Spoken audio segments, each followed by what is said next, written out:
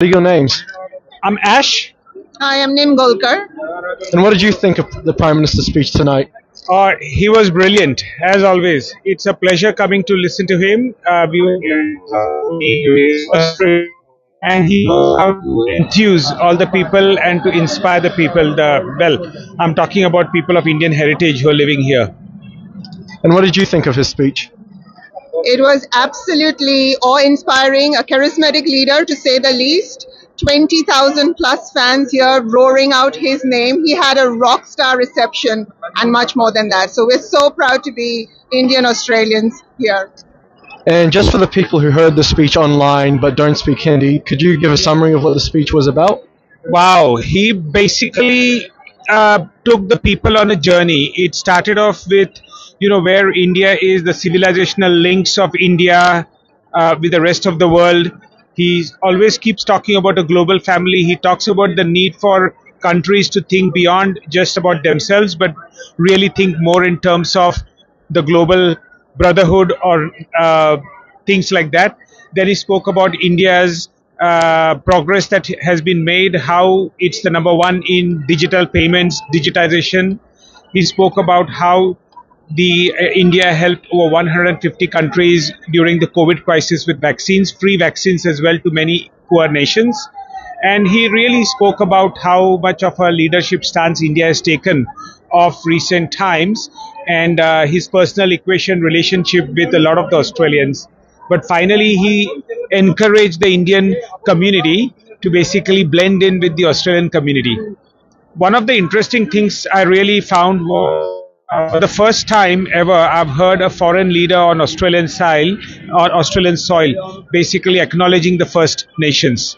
And that's what he did. He acknowledged the First Nations and so on, and again spoke about the civilizational ties.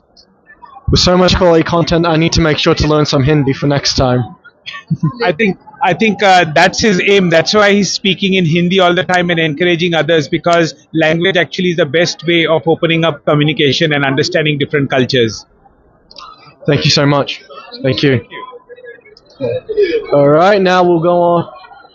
As more people stream outside, let's see if we can find someone to join us for a conversation. Hi guys, how are you? Thank you. That's good. I'm Joseph Najjar with Oz Aramini. We were wondering if you had a couple minutes for some questions. Yeah, sure, why not? So what did you guys think of the Prime Minister's speech tonight? Which Prime Minister? Modi's. Modi's speech? pardon. No, that's all right. It was really good. Everything he basically said I know because of how much we follow Modi, but it was really good speech, very captivating. I was very interested, at all points it was very interesting. Yeah. And what did you think, sir?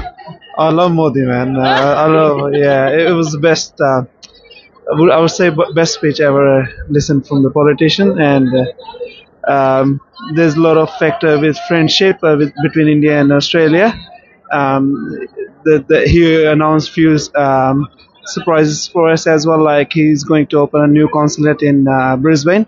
It's going to help really a lot for the people living in Brisbane. Yeah, Friendship between the countries, yeah.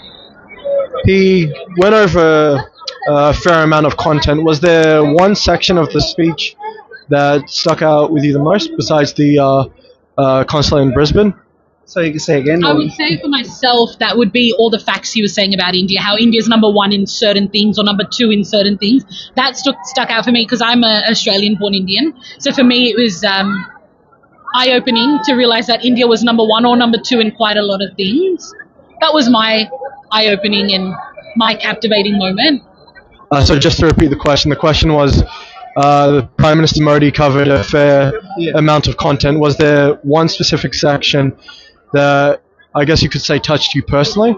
Yes, I would say as I was explaining that as when there was a lot of COVID waves going on, how India was helping other nations by sending COVID vaccines as well.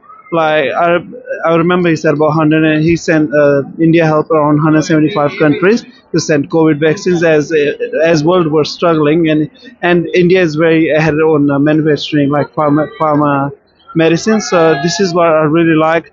and I would see that Modi come back again in power in 2024. All right. Yeah. Now we've got something. Throw that in for you. We've got something to look forward to now. That's exactly All right. Thank you guys. Have a good night. It was a pleasure. Thank you. Thank you. All right. Let's see.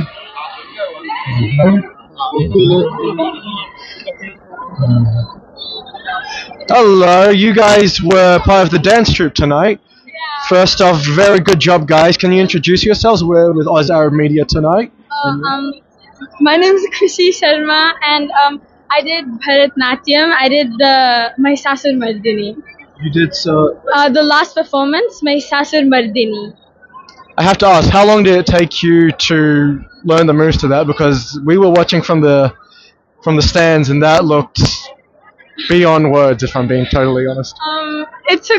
It took a while. I used to do it when I was younger, and then I stopped, and then I came back to it. So, yeah, we practiced for like a month. We actually just were practicing Garba before, and then it changed. So, yeah. And what did you think of Prime Minister Modi's speech tonight? It was great.